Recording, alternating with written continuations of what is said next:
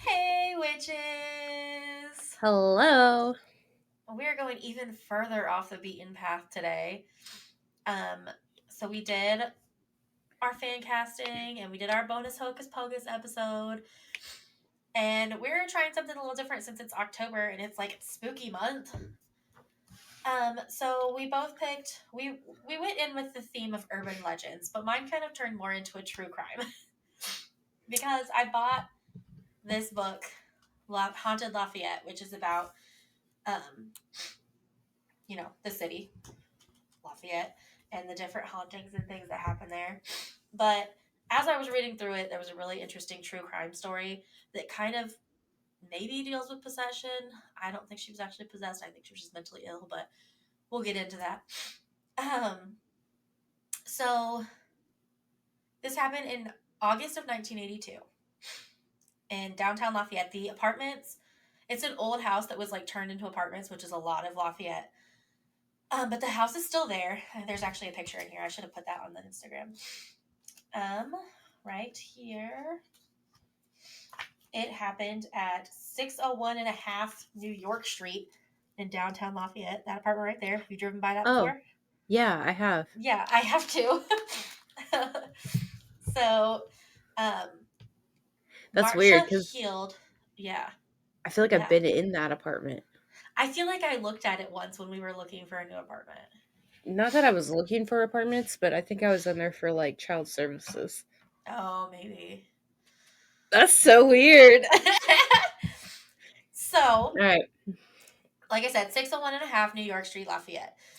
Um, it was the home of Shelly Smith and her husband, which I don't think it ever said his name, but that's where they lived. And they had a poetry reading one night, and Marcia Heald was their friend, and she came to the poetry reading at their house.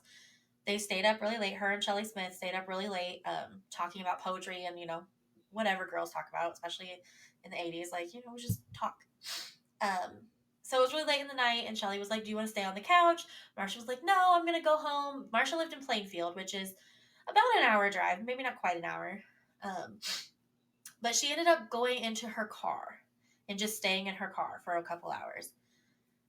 And Shelly's husband left at about 5 a.m. to go deliver newspapers because that's his job. Um, and around that time, Marcia goes back inside the house. I don't know if the door was unlocked or if she jimmied it. I don't know. But she goes back inside the house. Um, she goes to a downstairs bathroom. She takes off all her clothes. And then she takes a paring knife from the kitchen and goes upstairs and stabs Shelly and attempts to decapitate her. Yeah. But with a paring knife, that's obviously not going to happen. So then, once she abandoned that attempt, she knew Shelly was dead. She went and took a shower in Shelly's bathroom, put her clothes back on, and went to breakfast at Purdue. All this happens. So she's caught, obviously, like within just a couple hours. Like it's not even a long time. And she fully confesses because Marcia believed that she was Eve, like from the Garden of Eden, and that Shelly was the serpent. And Yahweh, I don't know if you've heard of Yahweh or not, but it's like another word or Isn't another form of Yahweh, God. isn't that like the Hebrew Yeah, name? I don't know, but it's like God basically is what she was saying, but she calls him Yahweh. I wonder if she was Told, like Jewish. well, no, she was raised Quaker. Oh, okay. So like So, Amish in a way, yeah, like similar. a little less extreme, but yeah. But Yahweh told Marcia that she had to behead the serpent. So that's why she goes back into this house. Um, and they had a mutual friend named Brent Westerfield, who ends up being Marcia's attorney. And in Marcia's mind, Brent is Jesus, like Jesus Christ. So she had to behead the serpent, which was Shelly, their friend, to protect Jesus, which was Brent Westerfield, who ends up being her um, attorney. Um, she pled guilty when she was in jail. I mean, obviously, she admitted to everything. She pled guilty by insanity, but 2 out of 3 court psychologists or psychiatrists found that she was competent to stand trial. I don't know about that. 2 out of 3 of those psychiatrists did, but later we'll find out that 2 out of 3 court psychiatrists later, like years later, um, deem her unfit to live on her own. And they have her committed, like forcibly committed. So Okay. I don't know what those 2 out of 3 psychiatrists were thinking or what happened, but she claimed that she was no longer human, that she is now an animal. This is what Marsha is claiming. All of this. This is wild, okay? Wild. And like I read this and then I like looked up the court case and read the court case and I was just like, what? So because there's like a court case and then there's an appeal and then there's like an appeal later because when they try to have or when they have her committed there's another appeal because she's like you can't have me committed because you said I was competent to stand trial. It's this whole thing. um but she's no longer human, she's an animal is what she's saying. Her attorney, this Brent Westerfield character here, he says I can't even, this dude is whacked. He says that she can't have a fair trial with a jury of 12 humans because she's an animal. So that wouldn't be a jury of her peers. What? This real self-respecting attorney says that she cannot have a fair trial with a jury of 12 humans because she's not human. He's This on is that shit that she's on. this is wild. Like He I probably could thinks he's Jesus. right, he believes he's Jesus and he is He's on probably like this. Manson and convinced her that he's like Jesus and she was Eve Right? and I was just it was just some insane. weird shit like that. So she never repented or said she regretted her actions. She claimed that this was all a test from Yahweh to prove that she was obedient, and she proved she was. So Yahweh wouldn't require her to kill anymore. That's the end of what I read in the Lafayette book, and then I started reading the court trial. So, she used that Yahweh wasn't going to require her to kill anymore because she already proved herself, to request clemency, which obviously was denied. In 1998, she requested clemency. Obviously, that was denied. She stayed in prison. She was sentenced to 44 years in prison. Okay, in 1982. Well, 1984, I think. But she completed her sentence on July 28th, 2002, because she was a model prisoner. She tutored people because she has like an English degree, right? Like this woman is smart. Like she worked at the Indianapolis Children's Museum. She did like weaving tutorials at the Children's Museum. Okay. She worked at the Indiana State University. Like she was like a pillar of society, like, and had no criminal background before this, like, murder. Something just Um, cracked in her. right? If she wasn't possessed, something cracked. That's what I'm saying. So the book Haunted Lafayette kind of is like, well, maybe she was possessed, and I'm like, maybe, I don't know, like she could have been, but she technically completed her sentence, right, on July 28th, 2002, which was only Mhm. after 20 years because she worked while she was in there, she tutored, she I think Paid her ran dues, all that kind of programs. stuff. Yeah, like she did all this stuff. And like by this time, she's like 60 something. So everyone like refers to her as a grandmotherly woman. She's like nice, she's kind, she reminds you of your grandma. Everything's fine except for, the fact that she's batshit crazy. So while she's in prison, she's attending therapy, right? But refusing any psychotropic drugs. So like she won't allow them to give her any kind of medication to help with her delusions. So she continues to have these delusions like the whole time she's in prison. So when she gets out, She never actually gets out like and is like free because they decide to have her committed. But before that, this shit is wild. I can't even. This shit is wild. Before that even happens, she writes this letter to the Lafayette courthouse, or the Tippecanoe County courthouse, because they took a hat from her when she was arrested. Well, the jail did. And this hat was like a special hat. This hat was the hat of the righteous one. That's what she calls it, the righteous one, which I'm assuming means Yahweh, but I'm not really sure. She never actually explains. She just says it's the hat of the righteous one. And this hat is missing. Like, the courthouse doesn't know where the hat is. The jail doesn't know where the hat is. The prison doesn't have the hat. The hat's missing. It's gone. So she claims that this hat makes people do evil things. She never says that this hat made her do what she did, but she's really concerned because this hat is missing. And she claims, so in 1998, the Tippecanoe County courthouse, this is while she's in prison, but there was a firebomb attack on the Tippecanoe County courthouse in 1998. And Marcia claims that happening was the result of the hat being stolen, and whoever stole the hat, must have put the hat on, and the hat made them do that. So, and there's like this whole long, like, she wrote a full like letter about why this is a problem and what's happening, and she requested a written affidavit pardoning her from any blame or from any like wrongdoing that became of this hat being missing, because it was their fault that it's missing. She called them blithering idiots. Like, she pulled out her Minerva McGonagall and said that they were blithering idiots for losing her hat, and that they were going to pay, and that everything was going on like it was going to be super negative.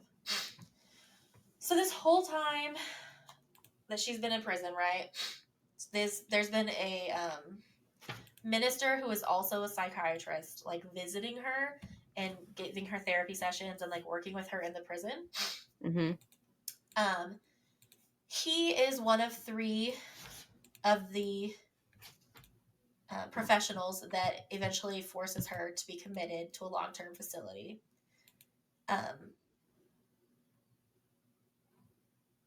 Says in March of 2003. So she had almost, not quite a year of freedom, right, out of prison, because she completed her sentence on July 28, 2002, and was released. And then in March of 2003, she was committed to a long-term psychiatric hospital due to her paranoid schizophrenic delusions, is what she was finally diagnosed with, 30 years later. And I just lost my train of thought.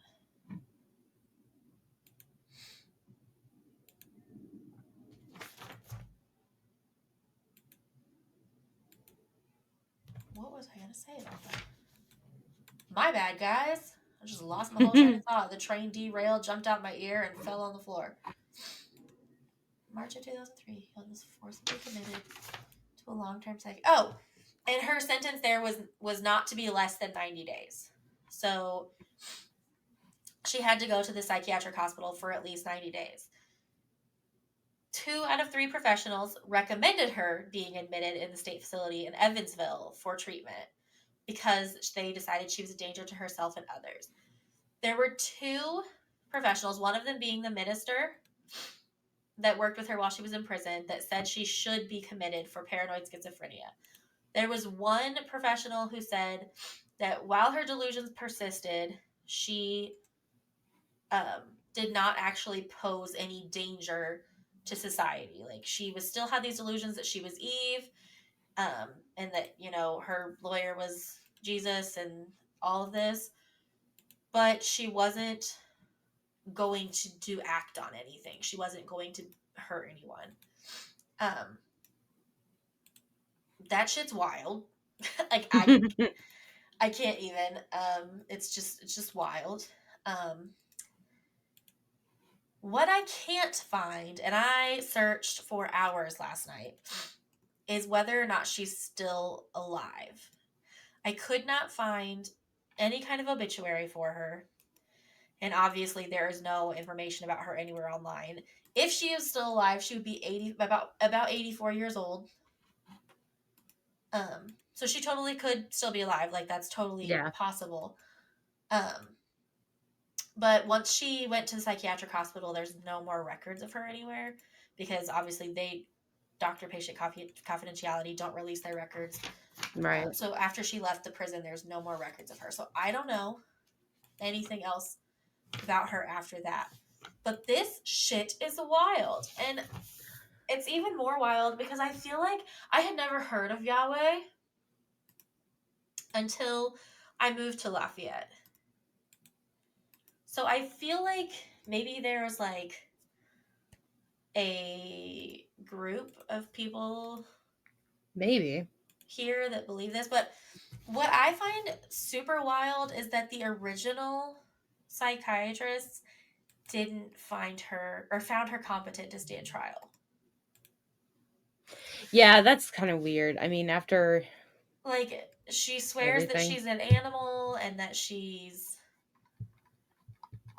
Eve and that she had to behead the serpent and that she said, let me see if I can find it. She said in here that she could see the serpent. Uh,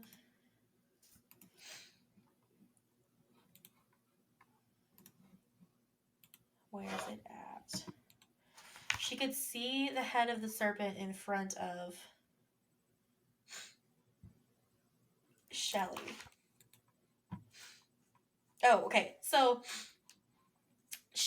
this is not about that, but she tried to remove the snake's head, the Shelly being the snake, because she felt it would be rejuvenated if she didn't behead it. She sawed with a knife and part of a broken mirror, and then she tried twisting it off, and then eventually gave up. It's not like a fucking Marsha, twig you could break. right? Marsha's not your typical murderer. The Plainfield resident had been a librarian at the Indiana State Library. The divorced mother of two spent 2 Saturdays a month at the Children's Museum demonstrating weaving. Wait, she had However, kids? she had kids. 2 kids. They were older at this point. I think they were Mm. like 20 because she was like 44 when this all happened. I wonder if she just like, I don't know, got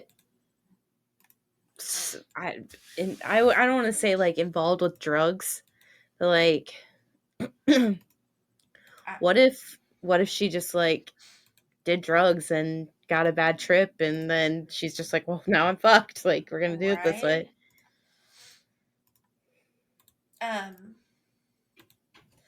So at the hearing, this is a quote of what she said. It was written 2,500 years ago. It would be at Lebanon, which is where the trial was being held.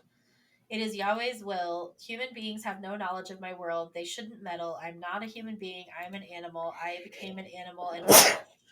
God, excuse me. Sorry. It's just insane. So her mission was to replace religion with Yahweh, to replace law with Yahweh, and to replace sanity with Yahweh. She added that she had died 7 times and been reincarnated each time, and that she'll come back in her next life to finish the mission. Like, it's all just mad. Oh, and then What? Westerfield, her attorney, his opening statement to the jury was that Marsha was trying to kill a snake, not a human being. Sometimes I'm just like, how do lawyers defend these people and like take themselves seriously? Because Honestly though, what? I I I don't get it. I don't understand. And Like she none of like it. goes back and forth because then Marsha was the first witness for the defense. He put her on the stand. I'm sure to like prove that she was crazy to the jury, but like her first thing she says when she gets on the stand is, I am Mars, the god of war. I am 5,743 years old, but 44 years in my present form. What? You can't be Mars, the god of war, Yahweh, and Eve. Like, what? Yeah, I think at that point, like, you're just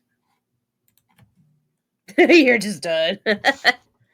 Also, and I wonder, this makes me kind of wonder if she wasn't planning to commit suicide but then didn't, because they found a letter and it was introduced into court. It doesn't say who it was to or like what it was, but in the letter she wrote, "This day, August 1st, is the last day of my earthly life." And it was that night, well, the next morning, that she killed Smith. So like, was she planning, like, was this like a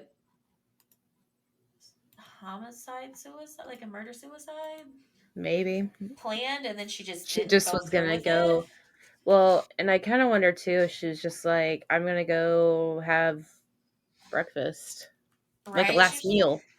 oh, that could be, and then they caught her before she had a chance to finish. Yeah, Could be. It was wild, and I couldn't find anywhere. If anyone knows anything about this case, I couldn't find anything about whether or not she's still alive. I couldn't find an obituary though, which makes me think that she must be still alive. But that's she a good also could have possibility. she could have also moved far away to get away from the notoriety. So I don't know.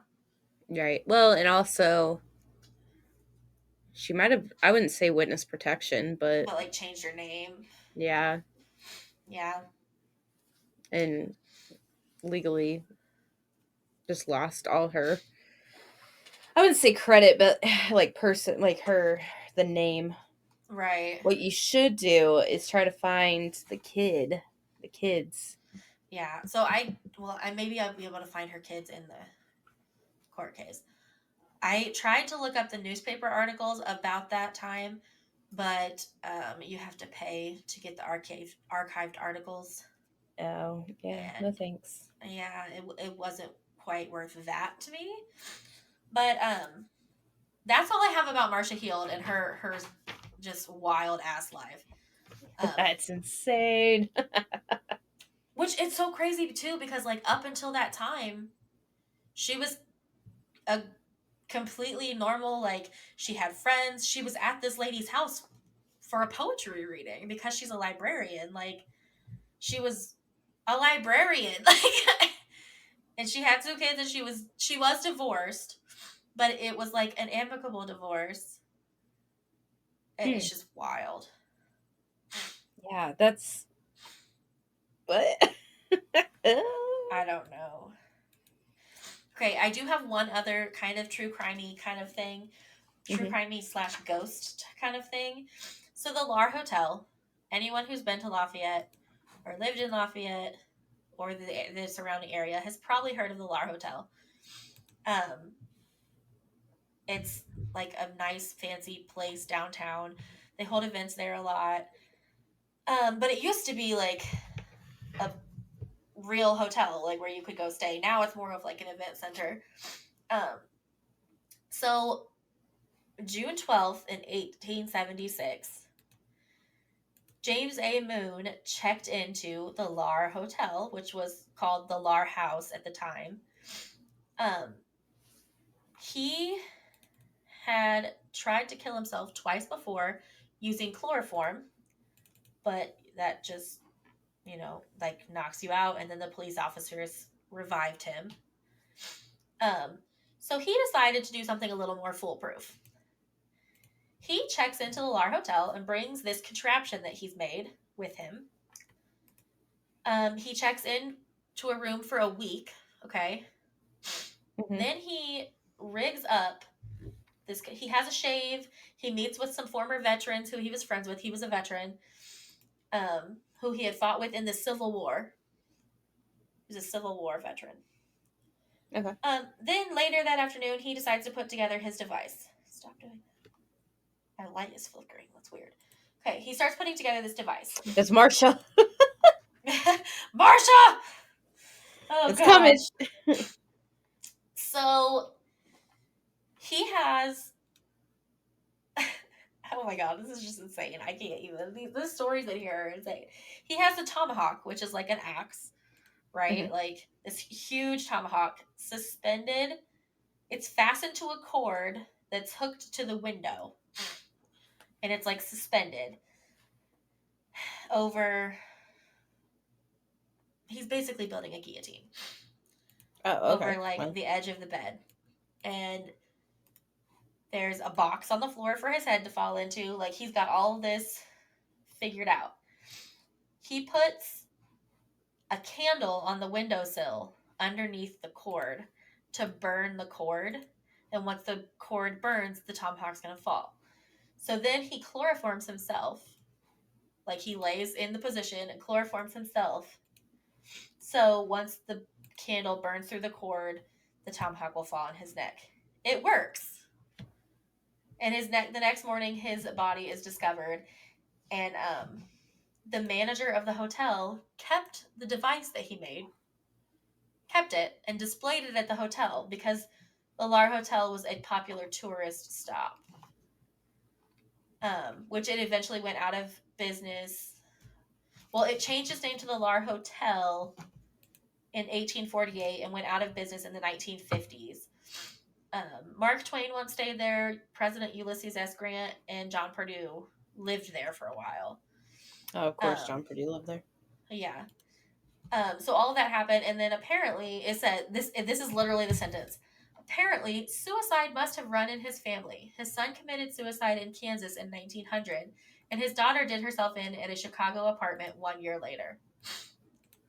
I don't know if I'd say it runs in the family, but like maybe when your dad kills himself with a guillotine in a hotel room, and it's well publicized because they kept the fucking guillotine and made it a tourist trap. Um, that might make you off I mean, yourself, and then the sister, like, or the daughter, once your dad and your brother have both killed themselves, like, I don't know that I'd say it runs in the family, but you got a lot to be depressed about. right? Like that shit Ugh. sucks. Right. Like, it's just wild.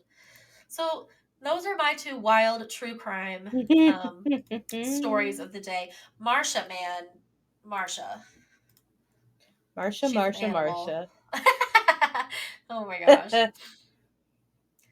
So that's what I got. That ended up being really shorter than I planned, but it's almost a half hour. Yeah, that's fine. That's wow. Right, right. And I wasn't expecting to find a true crime. I was expecting to find a haunting because there in this area is so much Native American, like there's burial grounds, there's the Prophet's Rock is over here where like Mhm. all of that happened. And there was one story about like the white wolf ghost, but after I read about Marsha, I knew exactly what Who I you was going had to to talk be talking about? about because holy crap, Marsha. You know, there's a there's a place near my hometown. Um, so Maconaquah, and that's probably not how you pronounce it, like Native American wise, but that's how we pronounce it. Yeah. That was technically my rival high school growing up, and there's a lot of burial grounds out where that school and the district is. And I remember one time on my way to Maconaquah for swim lessons, and my grandma was like, "You see that house over there?" And I was like, "Yeah." And I don't know what it is about my grandma, but like she knew a lot of people. I mean, my grandpa had like a newspaper business and he knew a lot of people, so like whatever. But they were she points to this house and she goes, "So there's a burial ground underneath that house." And I know the people who live there. And one time, the lady who lives there was just washing dishes and no one was home. And she thought she heard her husband, and it wasn't her husband. And the rocking chair is just rocking back and forth. And she smells like tobacco smoke. And then she freaks out because, like, something gets thrown across the kitchen behind her. And she runs out and hides in the van. And I'm like, obviously, I don't know how true this is, Right, but but I mean, that shit could happen on like a burial yeah. ground. Tobacco, I mean, is a very Uh-huh. common thing of the Native Americans. And I mean, that area is like Miami tribe Yeah. area. I mean, it's Miami County, for God's sakes. But, anyways, Yeah. that's cool. That's cool. Wild, wild stuff. Oh, anyways. All Yes. right. So there's that. That is my true crime mini-sode. Nice. I like it. All right. Well, tune in next time for my episode. Bye.